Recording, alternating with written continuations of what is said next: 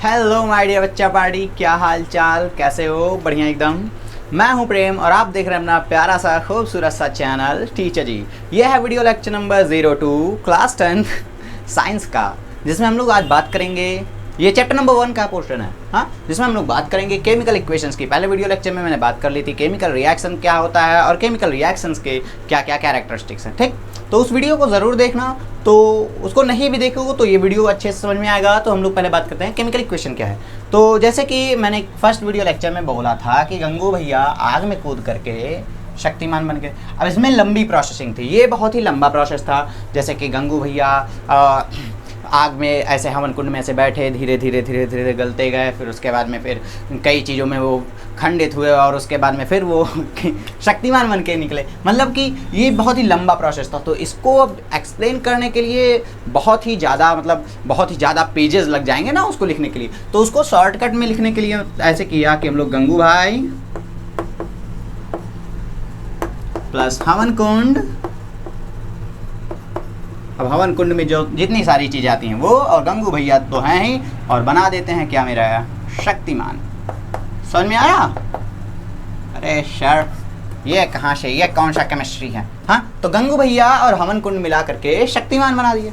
तो ये एक क्या हुआ, ये एक इक्वेशन हुआ जिसमें जो रिएक्टेंट्स थे मेरे, जैसे कि गंगू भाई, हवन कुंड, तो इन दोनों को प्लस के सिंबल से कर दिया कि मतलब जितने भी रिएक्टेंट्स हैं वो एक तरफ इन सब में जुड़ गए, और उसके बाद प्रोडक्ट जितने बने वो हमारे तीर के उस पार, मतलब एरो के उस पार, और जितने हमारे प्रोडक्ट हैं एरो के इस पार। और एरो पे हम लोग क्या लिखते हैं? एरो पे हम लोग लिखते हैं कैटलिस्ट्स। मतलब कि गंगू भैया को उकसाया किसने, मतलब गंगू भैया को शक्तिमान बनने के लिए किसने प्रेरित किया? हाँ, तो जैसे कि ऋषि मुनि बाबा हो गए, ये सारे लोग हमारे यहाँ पे बैठ जाएंगे, ठीक। समझ में आया? तो यही होता है इक्वेशन। अब ये तो शक्तिमान बनने का इक्वेशन था, लेकिन केमिकल इक्वेशन क्या था? भैया शक्तिमान आप मत बनना, ठीक। तो केमिस्ट्री के लैंग्वेज में केमिकल इक्वेशन क्या है, ठीक। तो केमिकल इक्वेशन बाबू क्या है? सिर्फ एक मेथड है। क्या है? एक मेथड ही तो है भाई, किसी भी केमिकल रिएक्शन को रिप्रेजेंट करने का एक मेथड है। Chemical equation is a method to represent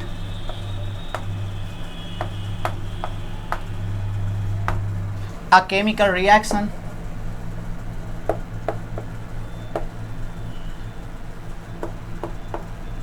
chemical equation is a method to represent a chemical reaction using symbols and formulas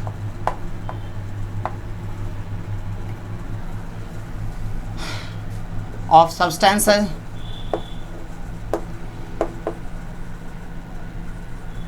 involved in it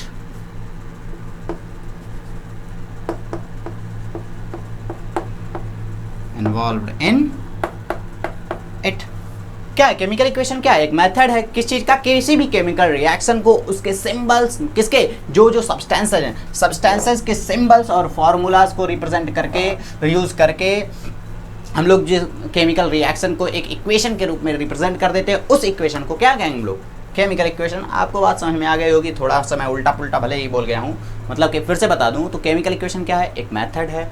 किस चीज़ का मेथड है? किसी भी केमिकल रिएक्शन को उसमें सब्सटेंस जो इन्वॉल्व होते हैं उनके सिंबल्स और फार्मूलाज को यूज़ करके रिप्रेजेंट करने का, ठीक। समझ में आया? ओके, तो अब हम लोग बात कर ले रहे हैं, जैसे कि कुछ एग्जाम्पल्स देख लें। तो जैसे कि गंगू भैया वाला तो आपको समझ में आ गया। जैसे कि अगर मैं मान लूँ जिंक ले लूँ, हाँ जिंक हो गया, और प्लस सल्फ्यूरिक एसिड ले लूँ H2SO4। अरे सर ये क्या हुआ? चॉक की क्वालिटी कहाँ गई? चॉक की क्वालिटी इस समय लोकल हो गई क्योंकि मेरे पास चॉक बचा नहीं है, ठीक। जिंक हो गया और सल्फ्यूरिक एसिड, तो बनाता क्या मेरा? जिंक सल्फेट, और प्लस क्या बना देगा? हाइड्रोजन गैस, ठीक। अब देखो केमिकल इक्वेशन यही है। देखो जब जिंक लिया, मतलब कि जब कोई कंटेनर था मेरा, उस कंटेनर में मैंने कुछ सल्फ्यूरिक एसिड का पूरा एक तालाब बना दिया था, ठीक। सल्फ्यूरिक एसिड के तालाब में मैंने क्या किया? उसमें जिंक के छोटे छोटे टुकड़े डाल दिए। ये क्या थे? मेरे जिंक के टुकड़े थे। और ये क्या है? मेरा सल्फ्यूरिक एसिड H2SO4, ठीक। सल्फ्यूरिक एसिड के तालाब में मैंने जब जिंक के टुकड़े डाल दिए तो क्या हुआ, ये जो पूरा तालाब हो गया, तालाब था, इसमें से हाइड्रोजन बाहर निकल गया और जिंक इसमें आकर के बैठ गया, क्योंकि मैंने डाला तो बैठ गया भाई। तो जिंक सल्फेट बना लिया और हाइड्रोजन गैस मेरा निकल गया। तो इसी को हम लोग कहते हैं क्या, केमिकल इक्वेशन। इस केमिकल रिएक्शन को, ये पूरा एक केमिकल रिएक्शन था, केमिकल रिएक्शन को उसको मतलब शॉर्ट हैंड तरीका है। सिर्फ केमिकल इक्वेशन क्या है, एक शॉर्ट हैंड तरीका किसी भी केमिकल रिएक्शन को रिप्रेजेंट करने का। ठीक, समझ में आ गया? हाँ सर समझ में आ गया। अब बात करते हैं बैलेंस्ड और अनबैलेंस्ड केमिकल इक्वेशंस की। तो मैं इसको मिटा दूँ पहले, फिर अब देखो तीर यहीं रहने दो। तीर वही है, केमिकल इक्वेशन नहीं है। क्या केमिकल इक्वेशन है, H2 है और प्लस O2 है, मेरा बना दिया H2O। अरे सर ये क्या पानी बन रहा है? हाँ सर पानी बन रहा है। देखो हाइड्रो H2 और देखो बाबू ये H2O2 H2SO4 ये सब है क्या, ये है मॉलिक्यूल्स। ठीक, मॉलिक्यूल्स मतलब कि हाइड्रोजन देखो हमेशा केमिकल रिएक्शन में हमेशा जो होता है वो हाइड्रोजन का मॉलिक्यूल जाएगा। मतलब कि अगर हाइड्रोजन जा रहा है तो मतलब कि हाइड्रोजन का मॉलिक्यूल, हाइड्रोजन का एटम नहीं जाता। ठीक सॉरी, हाइड्रोजन के एटम्स उसमें पार्टिसिपेट करते हैं, रिएक्शन एटम्स में भी होता है। हाँ रिएक्शन जो होता है वो एटम्स में ही होता है, लेकिन मॉलिक्यूल लेकर के जाएंगे ना। अब हाइड्रोजन का एक एटम हमारा इस नेचर में एक्सटेंड नहीं करता। हाइड्रोजन जब भी हम नेचर में पाएंगे इंडिपेंडेंटली तो हम पाएंगे क्या, मॉलिक्यूल के फॉर्म में। तो जो रिएक्शन होता है वो मॉलिक्यूल्स का होता है। तो हाइड्रोजन H2 के फॉर्म में मिलता है, ऑक्सीजन O2 के फॉर्म में मिलता है। ठीक, तो अब हाइड्रोजन और ऑक्सीजन में जब रिएक्शन हुआ तो बना दिया क्या, H2O। अब ये ऐसे ही थोड़े होगा कि हाइड्रोजन लाओ ऑक्सीजन लाओ H2O बना दो, इसके यहाँ पे कुछ होना चाहिए। ठीक, तो ये सारी चीज़ें अभी हम लोग नहीं बात करेंगे, लेकिन इसकी कमी यहाँ पे कमी है। ठीक, समझ में आया? देखो हाइड्रोजन जैसे कि अब कहोगे क्या कमी है, मतलब कैसे कमी है। देखो हाइड्रोजन जो है हमारा नेचर में है, ऑक्सीजन गैस भी नेचर में है, H2 नेचर में है भाई, हाँ मॉलिक्यूल है, H2 नेचर में है, O2 नेचर में है। अब ये दोनों रिएक्ट करके क्यों नहीं पानी बना देते? H2O मेरा पानी बन रहा है ना, क्यों नहीं बना देते? तो क्योंकि ये फिजिबल कंडीशन नहीं पाते। ठीक, इसलिए नहीं बनाते। तो अब देखो इसमें अब रिएक्शन की बात करता हूँ, तो रिएक्शन में मेरे मॉलिक्यूल्स आते हैं। ठीक, समझ में आ गया? अब देखो हाइड्रोजन के H2, हाइड्रोजन 2 है, ऑक्सीजन 2 है और बना रहा है हाइड्रोजन 2 ऑक्सीजन 1। अब देखो हाइड्रोजन 2 था 2 बन गया, ऑक्सीजन 2 था लेकिन ऑक्सीजन 1 बना। और केमिकल रिएक्शन आप डेफिनेशन में ही पढ़े हो, मतलब केमिकल रिएक्शंस एंड इक्वेशंस का जब वीडियो लेक्चर नंबर 1 में ही मैंने बताया था कि जो केमिकल रिएक्शंस होते हैं उनमें मास, मतलब किसी भी केमिकल रिएक्शन में जो हमारे मॉलिक्यूल्स होते हैं उनमें सिर्फ एडजस्टमेंट होता है, वो सिर्फ आ करके एडजस्ट हो जाते हैं ना। 2-3 मतलब जितने भी हमारे मॉलिक्यूल्स हैं सब आ करके एडजस्ट होकर के कुछ नया प्रोडक्ट बनाते हैं। तो हाइड्रोजन और ऑक्सीजन 2 के दोनों एडजस्ट हुए इस तरीके से, हाइड्रोजन 2-2 और ऑक्सीजन 1-1। ऐसे ही 2 हाइड्रोजन और 1 ऑक्सीजन का एक सेट, 2 हाइड्रोजन 1 ऑक्सीजन का एक सेट, 2 हाइड्रोजन 1 ऑक्सीजन का एक सेट, ऐसे ऐसे ऐसे ऐसे करके बना। समझ में आया? तो अब भाई देखो हाइड्रोजन है ऑक्सीजन, तो इसमें कितने कितने हाइड्रोजन और कितने कितने ऑक्सीजन्स लगेंगे। देखो अभी यहाँ पे क्या हुआ है, हमारा केमिकल रिएक्शन बैलेंस नहीं है। पहली बात ये हमारा केमिकल रिएक्शन बैलेंस नहीं है। क्यों नहीं बैलेंस है? क्योंकि हाइड्रोजन का अगर एटॉमिक मतलब मॉलिक्यूलर मास देखूं तो एटॉमिक मास 2 होता है और इसमें एक मॉलिक्यूल में 2 एटम्स हैं, मतलब कि 2 × 1 = 2 AMU, सीधे मैं U लिख दूं। ठीक, ऑक्सीजन का मेरा होता है 16 × 2 = 32। अरे सर हिंदी, हाँ 16 × 2 32, ये 32 यूनिट्स हो गए। और ये क्या हो गया, 2 यूनिट। अब देखो 2 यूनिट हाइड्रोजन था, यहाँ पे 2 यूनिट हाइड्रोजन मिल रहा है। ठीक, 32 यूनिट ऑक्सीजन था, अब यहाँ पे देखो 16 यूनिट ऑक्सीजन ही मिल रहा है। देखो हाइड्रोजन 2 का मतलब क्या हुआ, 2 × 1 प्लस ऑक्सीजन मेरा 16 का है, क्योंकि ऑक्सीजन का जो हमारा एटॉमिक मास होता है 16 होता है। ठीक, 16 होता है। और यहाँ पे ऑक्सीजन देखो ये एक मॉलिक्यूल है, ये हाइड्रोजन का एक मॉलिक्यूल है। देखो ये क्या है, ये हाइड्रोजन का एक मॉलिक्यूल, लेकिन एक मॉलिक्यूल में कितने एटम्स हैं, हाइड्रोजन के 2 एटम्स हैं। ऐसे ये H2O का एक मॉलिक्यूल है, बनेगा जब हाइड्रोजन और ऑक्सीजन रिएक्ट करेंगे तो मेरा H2O का एक मॉलिक्यूल बनेगा। ठीक, मतलब H2O का मॉलिक्यूल बनेगा। अब ये कितना होगा ये बैलेंसिंग बताएगा। हाँ ठीक, सुनिए तो देखो H2O का एक मॉलिक्यूल, अब एक मॉलिक्यूल में हमारे हाइड्रोजन के 2 एटम्स और ऑक्सीजन के एक एटम का सेट बैठता है। ठीक, तो इसका पूरा मास देखो तो 2 × 2 + 16 = 32 यूनिट्स, और इधर कितना था 2 यूनिट + 32 34 यूनिट्स। देखो 34 यूनिट हमारा लगा। हाँ 34 एटॉमिक मास यूनिट हमारा मास था, मतलब जो पूरा सेटअप था हाइड्रोजन और ऑक्सीजन 34 एटॉमिक मास यूनिट लाए गए, तो मेरा 32 एटॉमिक मास यूनिट बन रहा है। तो यहाँ पे देखो कंजर्वेशन ऑफ मास का लॉ हमारा फॉलो नहीं होता। ठीक, क्योंकि मास हमारा कंजर्व होना चाहिए, यहाँ पे कंजर्व नहीं है, मतलब कि इस रिएक्शन में कुछ ना कुछ गड़बड़ी है। मतलब कि ऐसे ही हाइड्रोजन ऑक्सीजन रिएक्ट करके H2O नहीं बना देंगे, कुछ अमाउंट में हाइड्रोजन लाना पड़ेगा, कुछ फिक्स अमाउंट में ऑक्सीजन लाना पड़ेगा, तब कुछ फिक्स अमाउंट में हमारा वाटर बनेगा। जैसे कि मम्मी अगर सब्जी आपकी बनाती हैं, सब्जी बनाना एक केमिकल रिएक्शन आपको पता है ना, हाँ ठीक। तो मम्मी जब सब्जी बनाती हैं तो क्या मतलब जैसे आलू लेकर के आई, मटर लेकर के आई, फिर मिर्चा लेकर के आई, तो क्या करेंगे वो 20-20 मिर्चें डाल देंगी, मतलब जितने मिर्चें लाई सब डाल देंगी, जितने आलू है उतने डाल देंगी, नहीं ना, ऐसे करती है फिक्स अमाउंट में। 10 आलू लिए, 2 मिर्चा लिया, 2 प्याज लिया, ऐसे करके करती है ना। तो बस ऐसे ही हमें केमिकल रिएक्शन भी करना है कि हाइड्रोजन का एक मॉलिक्यूल है तो हाइड्रोजन के कितने मॉलिक्यूल्स चाहिए, ये देखें, ऑक्सीजन के कितने मॉलिक्यूल्स चाहिए, तब मेरे वाटर के कितने मॉलिक्यूल्स बनेंगे। ठीक, इसी चीज को करने के लिए हम लोग करते हैं इस इक्वेशन को बैलेंस।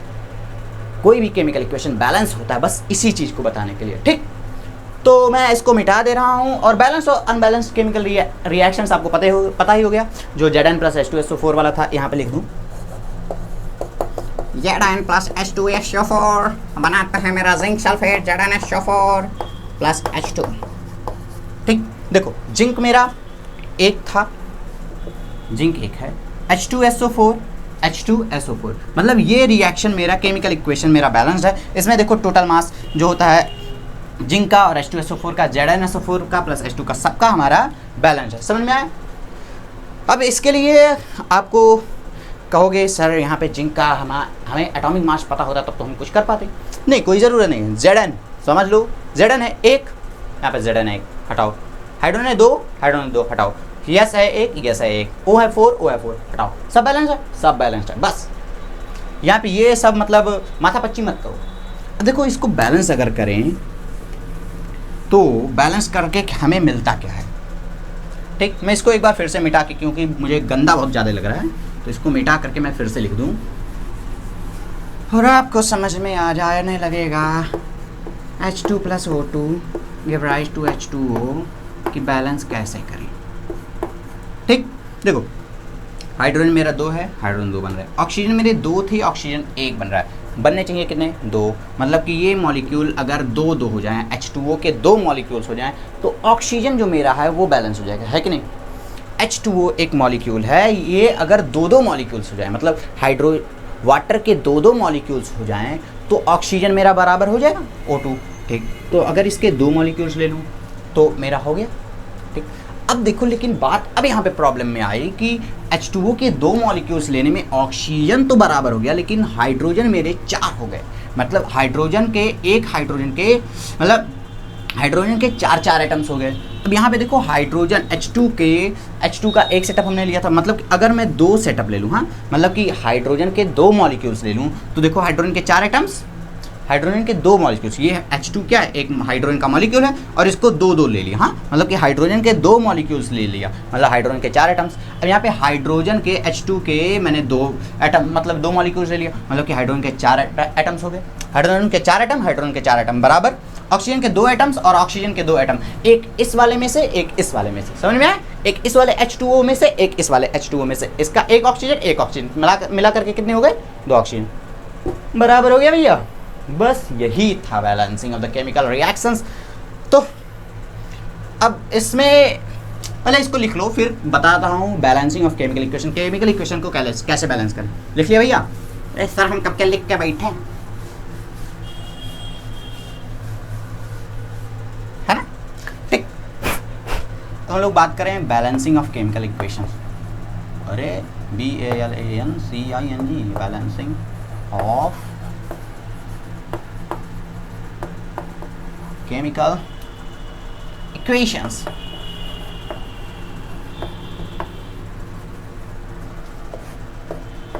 केमिकल इक्वेशंस को बैलेंस कैसे करें। ठीक, तो केमिकल इक्वेशन को बैलेंस करने के लिए सिर्फ एक तरीका अगर मैं बताऊं कि देखो किसी भी लेटर से डरो मत, उसको लेटर को लेटर समझो या तो कोई जानवर समझ लो, मतलब कोई भी आप जिससे मजा करते हो, घोड़ा गधा कुछ भी समझ लो। जैसे कि मैं बोलूँ H2 प्लस O2, ये सिंपलेस्ट अभी है, अभी और भी करवाऊँगा लेकिन एक से समझ में आ जाए तो ठीक। H2O ठीक, अब देखो हाइड्रोजन 2। यहाँ पे देखो, यहाँ पे मैं O2 ये नहीं कर सकता। क्यों नहीं कर सकता आपको पहले समझ में आ गया, क्योंकि H2O का एक मॉलिक्यूल बना है। तो अब एक मॉलिक्यूल में जब H2O एक फिट बैठ रहा है, उसमें कहाँ और एक एटम लगा करके रखोगे? वो बैठ रहा है तो वैसे 2 atom, 2 molecules, 3 molecules, 4 molecules, 10 molecules ला सकते हो, 2.5 मॉलिक्यूल्स थोड़े ला सकते हो, है ना। मतलब कि यहाँ पे ये 2.5 3.5 वाला काम नहीं चलने वाला। 1 2 3 4 5 6 7 8 9 10 20 50 100 ऐसे यहाँ पे इतने सारे मॉलिक्यूल्स मैं ला सकता हूँ यहाँ पे, ठीक।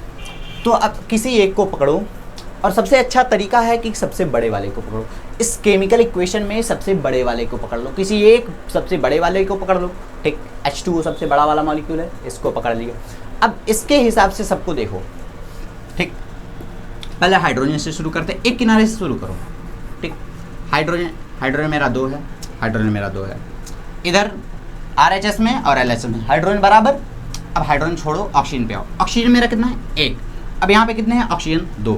अब अगर मेरा ये 1 है और यहाँ पे 2 है, मतलब इसमें मैं कुछ थोड़े करूँगा, जैसे कि यहाँ पे और कुछ थोड़े लाऊंगा, 2 4 6 8 थोड़े लगाऊंगा, यहीं पे मुझे कुछ लगाना पड़ेगा, और यहाँ पे लगा नहीं सकता क्योंकि एक मॉलिक्यूल है। मतलब कि कम से कम मैं 2 अगर करूँगा तब तो ऑक्सीजन मेरा 2 बैलेंस हो जाएगा, ठीक।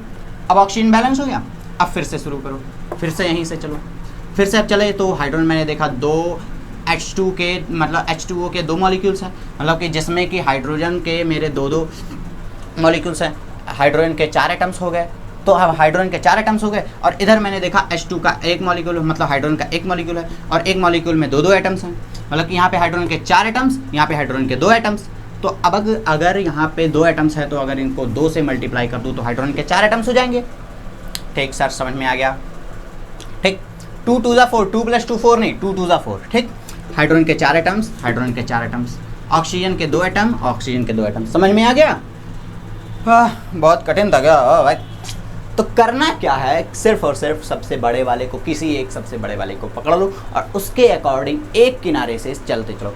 अब ऐसे समझो कि ये देखो H2O, H2O2, हाइड्रोजन को समझ लो कि एक, फिर से यही देखो कितने भी तरीके से आप कई तरीके से समझ सकते हो। इधर रिएक्टेंट प्रोडक्ट लिखते के ये वो मल्टीप्लाई करके फलाना ढिमका, ये सारी चीज़ें, मतलब कई तरीके हैं, लेकिन सबसे सटीक तरीका मैं बता रहा हूँ, सबसे ईजीएस्ट तरीका। देखो घोड़ों का 2 झुंड है, मतलब 2 घोड़ों का 1 झुंड है, 2 गधों का 1 झुंड है। ऑक्सीजन को मैंने बोला गधा, हाइड्रोजन को मैंने बोला घोड़ा, ठीक। 2 घोड़ों का 1 ग्रुप है, 2 गधों का 1 ग्रुप है, और इन दोनों को जब मिला दो, कुछ ऐसे करके मिला दो, तो बन रहा है क्या? 2 घोड़ा 2 घोड़ा प्लस 1 गधे, 1 गधा, 2 घोड़े 1 गधे का 1 ग्रुप बन रहा है। जब 2 घोड़े 2 गधों को, जब 2 घोड़े 2 गधों के ग्रुप को मिलाओ, हाँ, अब ये ग्रुप कितने होने चाहिए? 2 घोड़ों का 1 ग्रुप हो कि 10 ग्रुप हो, 20 ग्रुप हो, अब इसको यही हमें बैलेंस करना है, ठीक। तो इससे मेरा बन रहा है 2 घोड़ा और 1 गधे का 1 ग्रुप, ठीक। 1 ग्रुप नहीं, ग्रुप्स बन रहे हैं, ठीक। मतलब 2 घोड़े 2 गधे के को मिलाने से 2 घोड़ा 1 गधे का ग्रुप बन रहा है, ठीक। अब ये कितने, अब देखो 2 घोड़े का अगर 2 ग्रुप ले लूँ और 2 गधों का 1 ग्रुप ले लूँ, तो मेरा 2 घोड़े 1 गधे का 2 ग्रुप बनेगा। समझ में आया? अरे सर, घोड़ा गधा क्या बात है, ठीक। समझ में आ गया होगा आपको। अब चलो मैं अब इसको देखो, ये इतना हो गया। अब केमिकल इक्वेशन को और भी ज़्यादा इंफॉर्मेटिव बनाने के लिए हम क्या करेंगे? केमिकल इक्वेशंस को अभी हम लोग और भी बैलेंस करेंगे, एक ही से थोड़े होगा, हाँ, और भी क्वेश्चंस हम लोग करेंगे, लेकिन इसके पहले हम लोग देख लेते हैं कि किसी केमिकल इक्वेशन को बैलेंस वो और ज़्यादा इंफॉर्मेटिव कैसे बनाएं, ठीक। जैसे कि मेरा पहले वाला था, इतना बेकार चौक है यार ये, जिंक प्लस सल्फ्यूरिक एसिड, दिख ही नहीं रहा होगा आपको, रुको मैं दूसरा चौक लगा ही देता हूँ, ठीक। वेट फॉर अ सेकेंड, और लग गया मेरा चौक, और मैंने इसको कर दिया इरेज ना। अब देखो, हाँ sir, zinc plus sulphuric acid, ठीक, बना रहा था मेरा क्या?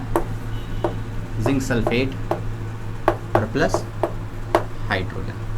अब देखो हमें करना क्या है, to make chemical equation more informative.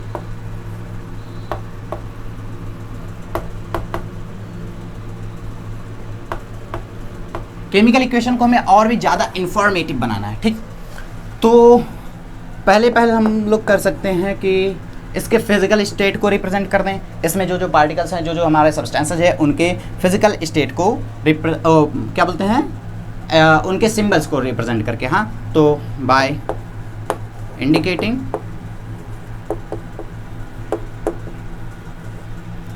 Physical states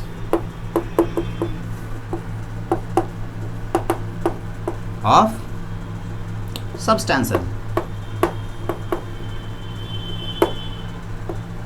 ठीक, सब्सटेंसेस के फिजिकल स्टेट्स को लिख करके। अब देखो जैसे जिंक मेरा था, ये किस फॉर्म में था, सॉलिड था, सॉलिड छोटे छोटे टुकड़े थे। सल्फ्यूरिक एसिड मेरा एक्वस होता है।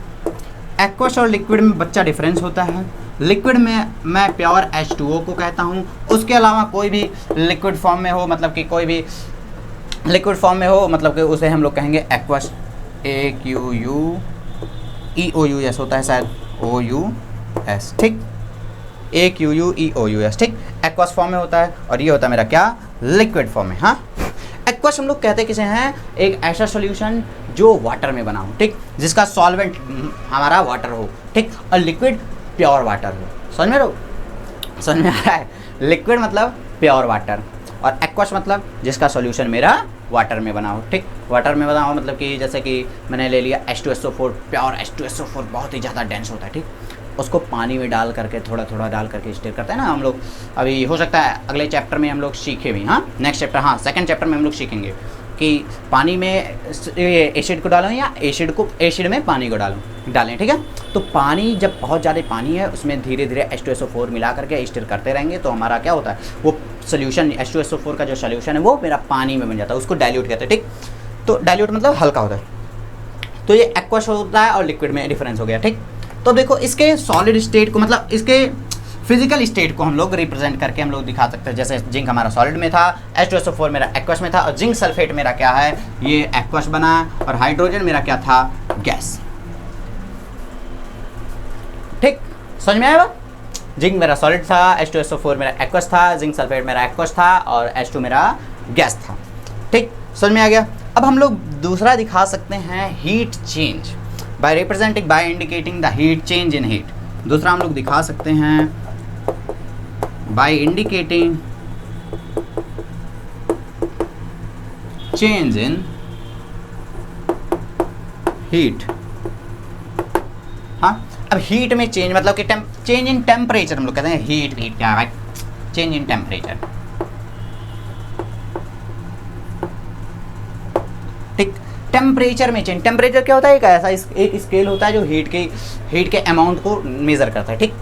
तो टेम्परेचर में चेंज करके हम लोग दिखा सकते हैं टेम्परेचर में चेंज हो रहा है, मतलब टेम्परेचर बढ़ रहा है या घट रहा है। तो ऐसा हमारा केमिकल रिएक्शन एंडोथर्मिक और एक्सोथर्मिक हो जाता है, ठीक है। तो अभी इसके बारे में भी डिटेल में बात करने वाले हैं, इसी को बताने के बाद, ठीक, टेम्परेचर में चेंज बताना है। मतलब कि देखो, जब जिंक और सल्फ्यूरिक एसिड को हम लोग मिला रहे थे, क्या कर रहे थे, जिंक और सल्फ्यूरिक एसिड को मिला रहे थे। जैसे मेरा ये टेस्ट ट्यूब था, इसमें सल्फ्यूरिक एसिड भरा था, इसमें जिंक के पार्टिकल्स को मैं जब मिला रहा था, तो यहाँ से धीरे धीरे हाइड्रोजन के गैसेज निकल रहे थे, ठीक, हाइड्रोजन गैसेज निकल रहे थे। अब हाइड्रोजन गैस निकल रहे थे, इनके साथ क्या हो रहा था, हीट भी तो निकल रहा था, ठीक, हीट निकल रहा था। तो ऐसा रिएक्शन इसी में बता दूं, हाँ, कोई बहुत बड़ी बात नहीं है कि इसको अलग से समझाऊं, ठीक। तो ये टेम्परेचर में चेंज हमारा दो तरीके से हो सकता है, एक एक्सोथर्मिक, अभी बहुत अच्छे आराम से समझ में आ जाएगा, एंडोथर्मिक, एक्सोथर्मिक, ठीक है। एक्सोथर्मिक क्या होता है, जिसमें हीट इवॉल्व हो। हाँ, ठीक। तो एक्सोथर्मिक क्या है, ठीक, बहुत हो गया, ठीक। हाँ, तो एक्सोथर्मिक देखो, एक ऐसा केमिकल रिएक्शन, हाँ, एक्सोथर्मिक रिएक्शन किसे कहेंगे, एक ऐसा केमिकल रिएक्शन जिसमें हीट हमारा बहुत ज़्यादा मात्रा में इवॉल्व हो। जैसे कि हम लोग कैल्शियम ऑक्साइड, जो चूना था ना, चूना सॉलिड वाला, जिसको दिवाली में दीवालों वालों को रंग करने के लिए, हाँ, पेंटिंग करने के लिए हमारा काम में आता है, ठीक।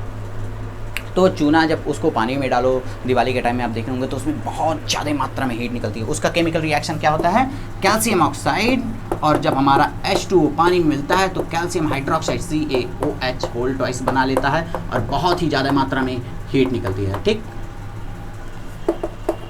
तो देखो कैल्शियम ऑक्साइड और H2O इन दोनों को जब मिलाया तो कैल्शियम हाइड्रोक्साइड और हीट निकला। तो देखो एक ऐसा केमिकल, इसको एक्सोथर्मिक कहते हैं। ठीक, एक्सोथर्मिक पहचानने के लिए देखो प्रोडक्ट में प्लस हीट है क्या, प्रोडक्ट में अगर प्लस हीट है, प्लस लाइट है, प्लस एनर्जी है तो सिंपली हमारा क्या है, एक्सोथर्मिक रिएक्शन है। और एंडोथर्मिक जिसमें हमें हीट देना पड़े, एंडोथर्मिक किसे है, जिसमें हमें हीट देना पड़े, जैसे सब्जी बनाने के लिए हीट देना पड़े, समझी, हाँ समझ रहे हो ना, तो सब्जी बनाने के लिए जैसे हीट देना पड़ता है तो वो क्या है, एंडोथर्मिक रिएक्शन। ठीक, और डिटेल में शायद मुझे एक्सोथर्मिक और एंडोथर्मिक को लिखवा देना चाहिए, तो लिख लो। एक्सोथर्मिक रिएक्शन और एंडोथर्मिक रिएक्शंस किसे कहते हैं, तो पहला मैं बोल दूं एक्सोथर्मिक।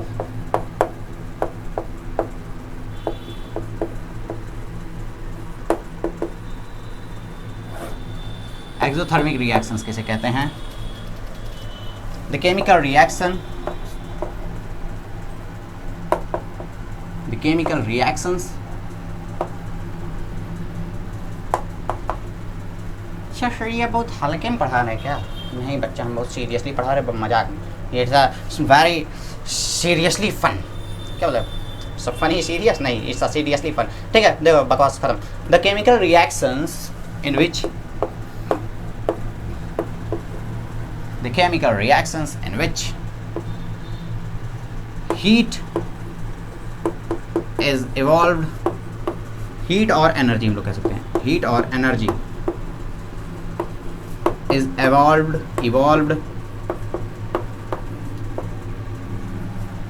with product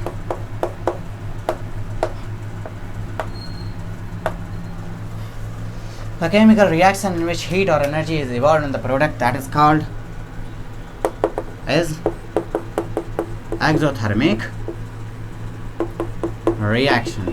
इसका सबसे बेस्ट एग्जांपल है कैल्शियम ऑक्साइड प्लस H2O मिलाए तो कैल्शियम हाइड्रोक्साइड बनता है और प्लस हीट बहुत ही ज़्यादा मात्रा में इवॉल्व होती है। जैसे कि हम लोग मैग्नीशियम के एक रिबन को ले लें, ऑक्सीजन के प्रेजेंस में उसे थोड़ा सा जब बर्न करें, अभी ये आप बर्न करें सभी एंडोथर्मिक एक्सोथर्मिक बता रहा हूँ, मैग्नीशियम को ऑक्सीजन के सप्लाई में थोड़ा सा बर्न करो तो हमारा होता है मैग्नीशियम ऑक्साइड। ठीक, इसे बैलेंस कर लें तो हमें 2 मैग्नीशियम लगेगा, 2 मैग्नीशियम ऑक्साइड बन जाएगा। ठीक, अभी बैलेंसिंग और अच्छे से बताऊंगा, टेंशन मत लो।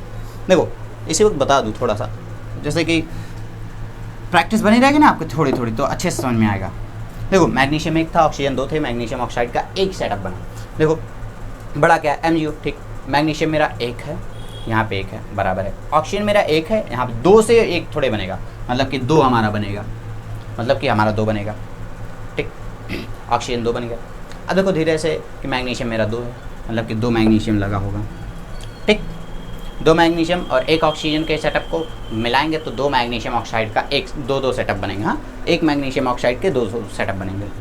हाँ ठीक, अब ये देखो मैग्नीशियम ऑक्साइड, देखो मैग्नीशियम का एक रिबन होता है। मैग्नीशियम का रिबन पहले आपको वीडियो लेक्चर 1 में मैंने आपको बता दिया था, इसमें फिर से बता दूं तो मैग्नीशियम जैसे एल्युमिनियम का फॉयल होता है वैसे ही मैग्नीशियम का फॉयल होता है, मैग्नीशियम का रिबन होता है। ऐसे जैसे वायर होते हैं ना, तार जिसे हम लोग कहते हैं, जैसे वायरिंग किया जाता है, हाँ, तो वैसे ही मैग्नीशियम का रिबन होता है। मैग्नीशियम के रिबन को अगर थोड़ा सा ऐसे बर्न करो, थोड़ी सी लाइटर उसमें लगाओ, माचिस की तीली उसमें थोड़ी सी टच कराओ, हाँ, जला करके, वैसे ही नहीं, हाँ, तो उसमें क्या होगा, देखो हमारा मैग्नीशियम ऑक्सीजन के साथ रिएक्ट करता है और मैग्नीशियम ऑक्साइड वाइट कलर का पाउडर बनाता है। ठीक, तो अगर मतलब क्या बोलते हैं, जब वो वाइट कलर का पाउडर बनाता है, लेकिन इस रिएक्शन के दौरान जैसे आप फुलझड़ियाँ देखे हो दिवाली में, जब फुलझड़ियाँ जलाते हो तो थोड़ी सी हीट देते हो, लेकिन मतलब थोड़ा सा टेम्परेचर उसका बढ़ाते हो, थोड़ा सा उसे क्या बोलते हैं फायर करते हो, लेकिन वो बहुत ही ज़्यादा तेज़ी से मतलब जलने लगता है ना, बहुत ही अच्छा खासा डैजलिंग फ्लेम के साथ। तो बस ऐसे ही मेरा मैग्नीशियम और ऑक्सीजन का रिएक्शन भी होता है। तो जब देखो इसमें क्या हो रहा है, हीट बहुत ही ज़्यादा मात्रा में इवॉल्व हो रहा है।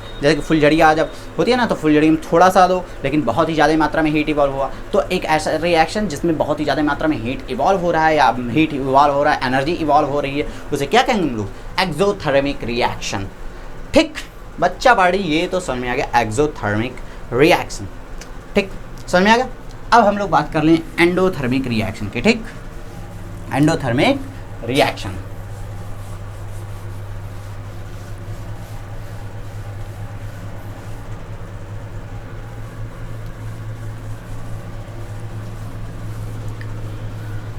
जी बड़े देश है, सफाटे रहेंगे खाली, अच्छे से दिखता नहीं बाबू। तो एंडोथर्मिक, अब एंडोथर्मिक रिएक्शन किसे कहते हैं? जिसमें हमें हीट की सप्लाई खुद देनी पड़ेगी, रिएक्टेंट के साथ हीट भी लगाओ। हाँ हाँ, आग भी लगाते रहो। सर बेकार है क्या? नहीं, सब्जी इसी से बनती है। हाँ, तो द केमिकल रिएक्शंस, मुझे मिटाना नहीं चाहिए था। The chemical reaction in which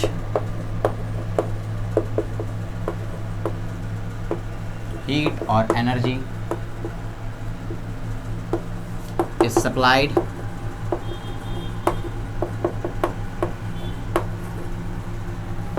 for the further reaction. The chemical reaction in which heat or energy is supplied for the further reaction is called as endothermic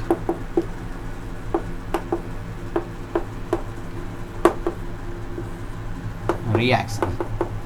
एक ऐसा रिएक्शन जिसमें heat या energy हमें खुद से सप्लाई करनी पड़े उस केमिकल रिएक्शन को प्रोसीड करने के लिए, हाँ, उसे और आगे बढ़ने के लिए। तो ऐसे रिएक्शन को हम लोग क्या कहेंगे? Endothermic reaction. ठीक, जैसे कि हम लोग अगर ले रहे हैं नाइट्रोजन गैस को प्लस ऑक्सीजन गैस को, तो ये बनाते हैं नाइट्रोजन मोनोऑक्साइड। लेकिन ऐसे नहीं बनाते, इसमें हमें प्लस हीट भी देनी होती है। तो प्लस हीट इधर नहीं लिखना चाहिए, मुझे ये प्रथा के खिलाफ हो जाएगा। तो यहाँ पे लिखना चाहिए N2 plus O2 plus heat. तो ये क्या बनाता है? Nitrogen oxide. जैसे कि नाइट्रोजन गैस और ऑक्सीजन गैस, ये क्या है? इसके फिजिकल स्टेट्स को भी हम लोग लिखने चलते हैं। ठीक है, nitrogen gas plus oxygen gas, तो ये भी नाइट्रोजन मोनोऑक्साइड का क्या बनाएगा? गैस। नाइट्रोजन गैस और ऑक्सीजन गैस को जब एक साथ मिला करके उनको हीट करेंगे तो मेरा क्या बनाएगा? Nitrogen oxide. अब इसको बैलेंस कर दो, नाइट्रोजन मेरा 2 था, ऑक्सीजन मेरा 2 था, नाइट्रोजन और ऑक्सीजन एक एक बने। देखो सर जी समझ में आ गया, 2 बनाओ। हाँ देखो, नाइट्रोजन मेरा, देखो यहाँ पे अभी पहले देखो क्या हुआ, बैलेंस कर रहे हैं हम लोग। ठीक है, नाइट्रोजन मेरा 1 है, 2 बना था, मतलब 2 से 1 नहीं बन सकता, 2 से 2 ही बनेगा। तो 2 नाइट्रोजन मतलब कि 2 सेटअप हो सकता है। तो 2 नाइट्रोजन, ऑक्सीजन 2, ऑक्सीजन 2। समझ में आ गया? Nitrogen plus oxygen plus heat give rise to 2 mole, मतलब हमारे 2 मॉलिक्यूल किसके? नाइट्रोजन मोनोऑक्साइड के बना रहे हैं। ठीक, जैसे कि हम लोग सब्जी बनाते हैं, लिख सकते हैं cooking of food, cooking of food is, cooking of food is endothermic. ठीक, फूड भोजन का हमारा मतलब हम लोग जो खाना बनाते हैं तो हमारा क्या होता है? एंडोथर्मिक। ठीक, अब हम लोग अगर बात कर लें तो जैसे कि हम लोग ये जो डेली लाइफ में हम लोग यूज़ करते हैं, जैसे कि हमारा हो गया क्या बोलते हैं इसको, ये रेस्पिरेशन और फोटोसिंथेसिस। तो रेस्पिरेशन जो होता है वो मेरा एक्सोथर्मिक होता है। रेस्पिरेशन जैसे कि हम लोग सांस लेते हैं, छोड़ते हैं, तो अंदर क्या होता है? एक एक्सोथर्मिक। हम लोग शायद आप लोग पढ़े होंगे वो जो सेल्स में क्या होते हैं, बायोलॉजी में पढ़ोगे। ठीक, तो सेल्स में कुछ होता है, एक पावर बैंक ऑफ सेल जिसे हम लोग कहते हैं, पावर हाउस ऑफ सेल। तो वो क्या करता है? ऑक्सीजन को बर्न करता है। हाँ, ऑक्सीजन हम लोग लेते हैं ना, तो ऑक्सीजन को बर्न करके पूरी एनर्जी सप्लाई करता है। तो क्या करता है वो? ऑक्सीजन मतलब हमें हीट सप्लाई करना पड़ता है। तो वो हमारा होता है क्या? Exothermic reaction. ठीक, ये हो गया आपका। इसको मैं मिटा दूँ? ठीक है।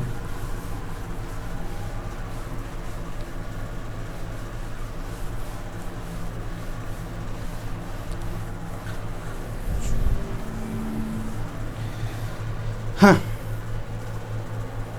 हो गया। ये आपका एंडोथर्मिक और एक्सोथर्मिक रिएक्शन हो गया, मतलब कि टेम्परेचर में चेंज हो गया। और उसके बाद में आपका ये हो गया क्या बोलते हैं, फिजिकल स्टेट में चेंज हो गया। और अब हम लोग बात कर ले रहे हैं कि क्या बोलते हैं इसको, उसको रिप्रेजेंट करके क्या बोलते हैं? टू इंडिकेट, लिखूँ पहले तब तो समझ में आएगा। To indicate the intermediate, to indicate intermediate को इंडिकेट करके, मतलब कि किसके प्रेजेंस में क्या होगा। जैसे कि अगर मैं बात कर लूँ तो calcium monoxide CO plus, calcium monoxide को अगर मैं हाइड्रोजन के साथ रिएक्शन करवाता हूँ तो CH3OH, जिसे हम लोग कहते हैं मेथेनॉल, ठीक, ये रिएक्शन होता है। इसके लिए हमें चाहिए क्या क्या, 300 ATM का प्रेशर और उसके बाद में 300 डिग्री सेंटीग्रेड का टेम्परेचर, हाँ, और इसमें जिंक ऑक्साइड हमें चाहिए और प्लस क्या चाहिए, CrO3, ठीक। कैल्शियम मोनोऑक्साइड ये मेरा क्या है, गैस है। और यार बड़ा गंदा हो गया, फिर से लिख लो, फिर से बड़ा calcium oxide plus hydrogen gas, ठीक। और बड़ा तीर बना दो, हाँ सॉरी बना दिए। कैल्शियम ऑक्साइड और हाइड्रोजन गैस तो बनाता है मेरा क्या, CH3OH, ठीक। इसे क्या कहेंगे हम लोग, एथेनॉल मेथेनॉल, क्योंकि मेरा एक ही कार्बन है तो मेथेनॉल, METHENOL है ना, THANOL, ठीक। कार्बन मोनोऑक्साइड और हाइड्रोजन मिला करके मेरा मेथेनॉल बनता है। तो इसके लिए हमें ज़रूरत होती है क्या, 300 ATM प्रेशर की, 300 ATM के प्रेशर। क्या यार क्या कर रहे हो शराब, बड़ी गर्मी है यार, पंखा चलाया हूँ फिर भी। 300 ATM का प्रेशर प्लस 300 डिग्री सेंटीग्रेड का टेम्परेचर और उसके बाद में जिंक ऑक्साइड और प्लस CrO3, ठीक, क्रोमियम ट्राइऑक्साइड, ठीक। तो कार्बन मोनोऑक्साइड और हाइड्रोजन को जब रिएक्ट कराते हैं तो ऐसे ही CH3OH मेरा नहीं बनता, लेकिन जब तब बनेगा जब ये प्रेशर जो एटमॉस्फेरिक प्रेशर होता है उसको 300 गुना लेकर के जाओ। अभी हम लोग जो जी रहे हैं ना वो 1 ATM प्रेशर पे है, अब उसको 300 गुना करो। टेम्परेचर हम लोगों का लगभग इस समय 30-35 होगा, ठीक। तो उसको 300 डिग्री सेंटीग्रेड तक लेकर के जाओ और जिंक ऑक्साइड और क्रोमियम ट्राइऑक्साइड, इन सब तीनों को मिला करके, मतलब ये देखो, ये जिंक ऑक्साइड और CrO3, हाँ, ZNO प्लस CrO3, ये हमारे केमिकल रिएक्शन में पार्टिसिपेट नहीं करते, लेकिन ये अगर ना रहे तो ये केमिकल रिएक्शन होगा ही नहीं, ठीक। जैसे कि हम लोग बात कर रहे हैं पोटेशियम क्लोराइड से बनाने की, पोटेशियम क्लोराइड, जैसे कि KClO3 और प्लस कुछ नहीं, हाँ, KClO3 से मेरा बनेगा क्या, KCl और प्लस ऑक्सीजन, ठीक। देखो KClO3 से मेरा क्या क्या बनेगा, KCl प्लस O2, ठीक, ये बन रहा है। अब इससे हमें चाहिए मैग्नीशियम MnO2, मैग्नीशियम ऑक्साइड, और इस पर हमें करना होगा हीट। ये डेल्टा होता है, हीट का सिंबल, एक्सोथर्मिक है, ठीक। हीट देना पड़ेगा, वो एंडोथर्मिक है, क्योंकि हमें क्या करना पड़ रहा है, यहाँ पे हीट करना पड़ रहा है, ठीक। और MnO2 मैग्नीशियम ऑक्साइड, ठीक, मैंगनीज ऑक्साइड, सॉरी मैग्नीशियम तब से रटा हुआ है, मैंगनीज ऑक्साइड, ठीक। अब देखो, अगर ये मैंगनीज ऑक्साइड मेरा नहीं होता तो ये मेरा KClO3 से KCl और O2 नहीं बनते। समझ में आया?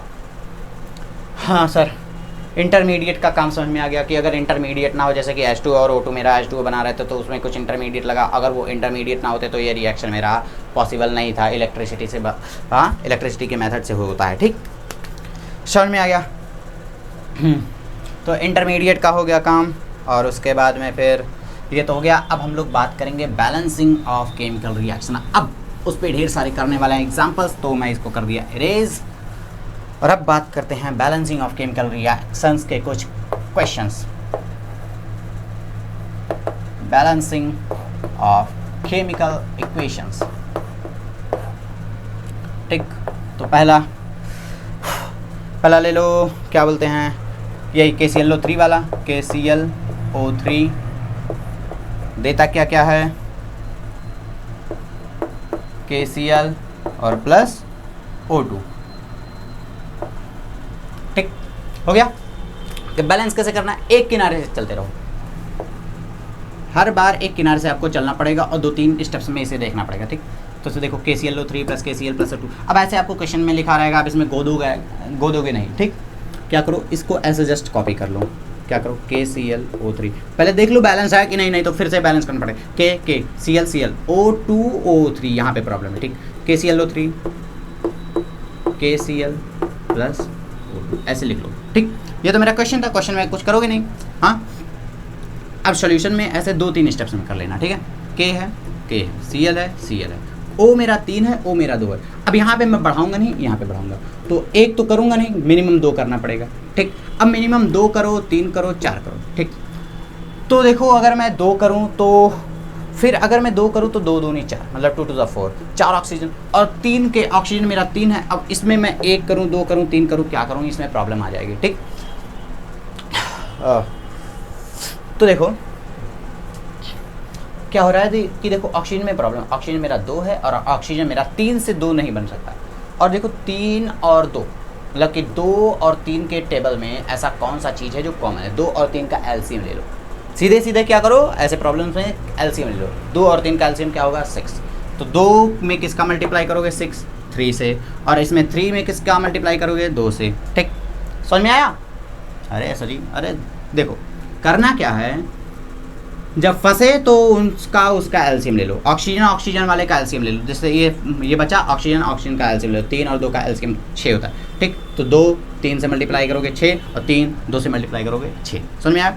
अब फिर से देखो ऑक्सीजन मेरा बैलेंस हो गया था, अब फिर से देखो क्या सब बैलेंस है। तो 2 मेरा के 2 हो गया, Cl मेरे 2 हो गए, के मेरा 2 हो गया, Cl मेरे 2 हो गया। मतलब कि अगर यहाँ पे 2 कर दूँ तो बराबर हो जाएगा 2 KCl + 3 2 KCl 3 देता है मेरे 2 KCl + 3 O2। समझ में आया? हाँ सही, समझ में आ गया। दूसरा मैं ले लूँ जैसे कि carbon monoxide plus hydrogen gas, carbon monoxide plus hydrogen gas मेरा देते हैं CH3OH, ठीक। कार्बन मोनोऑक्साइड प्लस हाइड्रोजन देते हैं मेथनॉल, ठीक। अब देखो यहाँ से शुरू करूँ, यहाँ से बड़ा ये है, इसे शुरू करो। कार्बन एक बना है, यहाँ पे कितने थे, 1, ठीक है। हाइड्रोजन मेरे 3 और 1 4, हाइड्रोजन मेरे 4 बने हैं, और थे कितने, 2 होने की चाहिए, कितने, 4, मतलब कि 2 से मल्टीप्लाई करोगे तो 4 हो जाएगा। हाइड्रोजन मेरे 4 हो गए, ठीक। ऑक्सीजन मेरा 1 बना है और ऑक्सीजन था कितना, 1। अरे सर बैलेंस हो गया, देखो CCOO H2 to the 4 H3 + 1 4। समझ में आया? और एग्जांपल्स देख लो तो फिर और जैसे देखो CO2 + H2O, ये बनाते हैं C6H12O6 + O2। ये क्या है मेरा, फोटोसिंथेसिस, ठीक। फोटोसिंथेसिस क्या है, ये है हमारा एंडोथर्मिक रिएक्शन, ठीक है। फोटोसिंथेसिस क्या है हमारा, एंडोथर्मिक, ठीक। और रेस्पिरेशन क्या है, एक्सोथर्मिक। समझ में आया? एक्सोथर्मिक वो रेस्पिरेशन इसी का उल्टा है, बस यहाँ से तीर ऐसे घुमा दो, ये हो गया रेस्पिरेशन, यहाँ से इधर कर दो तो ये हो गया क्या, फोटोसिंथेसिस। समझ में? ये इम्पोर्टेंट है, देखो कहाँ से शुरू करूँ, यहाँ से, चलो यहीं शुरू करूँ, बड़ा ही है ना, इसी से शुरू करो। कार्बन मेरे कितने हैं, 6, और कहीं है प्रोडक्ट में, और कहीं कार्बन में नहीं, कार्बन 6 हैं। यहाँ पे कितना है, 1, मतलब कि 6 कार्बन जरूरी थे इस प्रोडक्ट में, हाँ। तो यहाँ पे 6 चाहिए था, तो 6 लगा दो, 6 बराबर हो गया। अब हाइड्रोजन मेरा देखो 12 हैं, हाइड्रोजन मेरे कितने थे, 12 बने कितने मेरे, हाइड्रोजन मेरे 12 बने हैं। और देखो यहाँ पे 2 हाइड्रोजन हैं, 12 थे, मतलब 12 बने हैं, 2 थे, 2 से बनेगा नहीं, मतलब 6 2 12, हाँ 12 हाइड्रोजन लगेंगे तभी तो 12 हाइड्रोजन मेरा बना, हाइड्रोजन बराबर हो गया, ठीक। अब ऑक्सीजन मेरा 6 और 2 ऑक्सीजन 8, ऑक्सीजन मेरे 8 हैं, हाँ, इधर 6 और इधर 8, 6 2 8। अब इधर देखो मेरे कितने हैं, हाँ, तो ऑक्सीजन 2 6 12, ऑक्सीजन मेरे यहाँ पे ओ मेरा है कितना, 12, और प्लस यहाँ पे कितना है, 6, 18 यहाँ पे हैं, और ऑक्सीजन मेरा 6 और 2 8 यहाँ पे, ठीक। तो अब क्या करो, अब आ गई प्रॉब्लम, ठीक। तो अब देखो यहाँ पे कितना चाहिए था, 18, और यहाँ पे क्या है, 2, ठीक। ठीक है, फिर से ऑक्सीजन में 6 दूनी 12 और 6 18 ऑक्सीजन, और यहाँ पे 2 और 6 तो यहाँ पे हो गए, 6 इधर हो गए, अब 2 यहाँ पे हैं, 6 हो गए, 18 में से 6 गया तो कितना हुआ, 12, 2 6 12। नहीं समझ में आया सर जी, नहीं समझ में आया, नहीं समझ में आया सर जी, नहीं समझ में आया, फिर से मिटाओ। आपको नहीं समझ में आया, मुझे पता है।